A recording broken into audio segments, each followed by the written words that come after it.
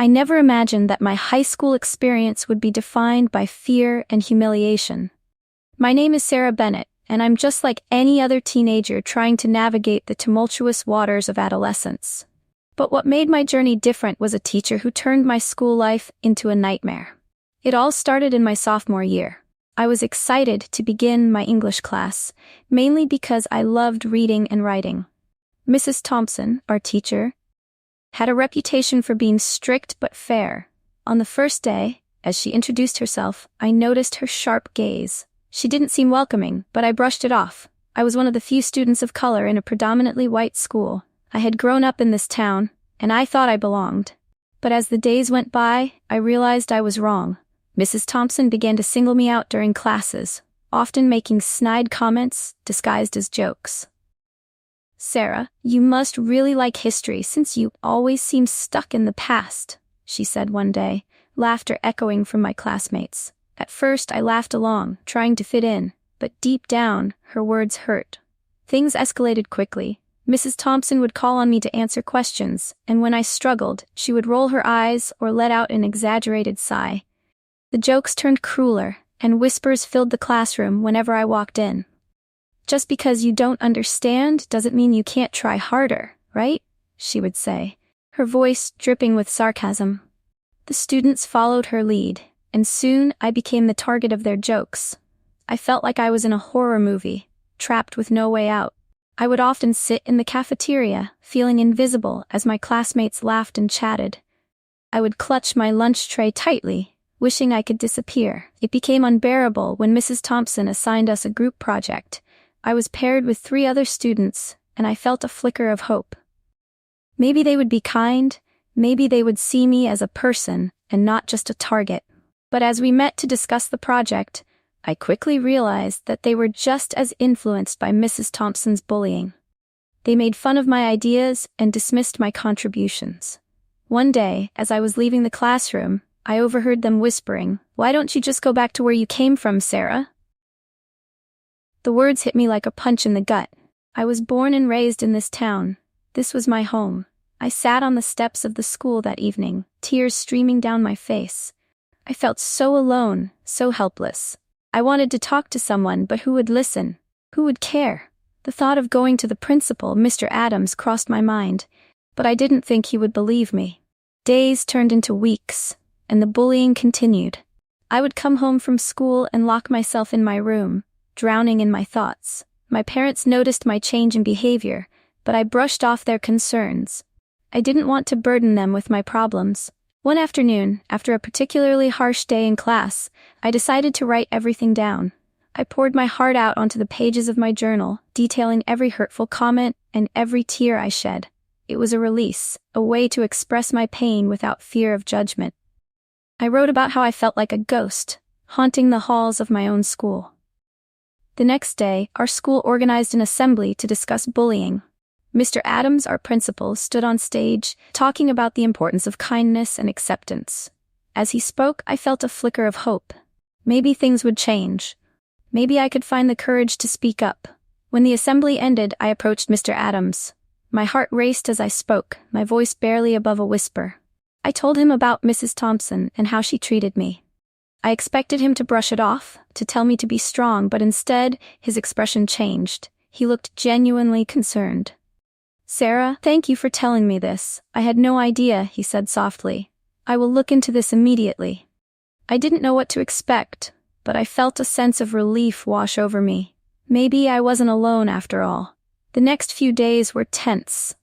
Mrs. Thompson seemed to notice the change in my demeanor, and her attitude shifted. She was more cautious around me, but the whispers from my classmates didn't stop. I felt like I was walking on eggshells, waiting for the other shoe to drop.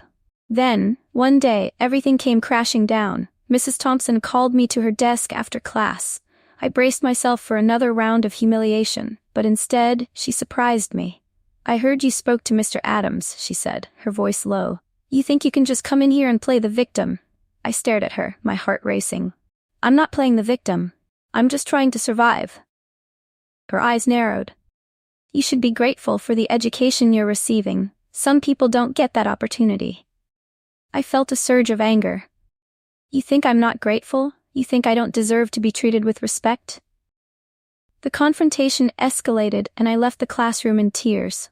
I felt defeated, like I was fighting a losing battle. But that night, I made a decision. I would not let her silence me. The next morning, I gathered my courage and approached Mr. Adams again. "I can't let this continue," I said, determination in my voice. "I want to speak up in front of the whole school." He looked surprised but nodded. "If you're ready, I'll help you prepare."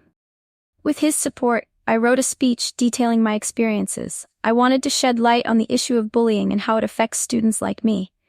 I wanted my voice to be heard. The day of the speech arrived, and my stomach churned with nerves. As I stood in front of the school, I saw familiar faces in the audience. My classmates, some of whom had joined in the bullying, looked at me with a mix of curiosity and disdain.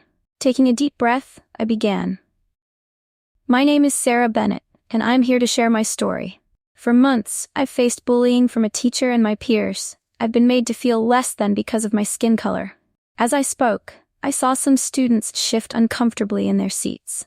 I poured my heart out, recounting the hurtful words and the isolation I felt.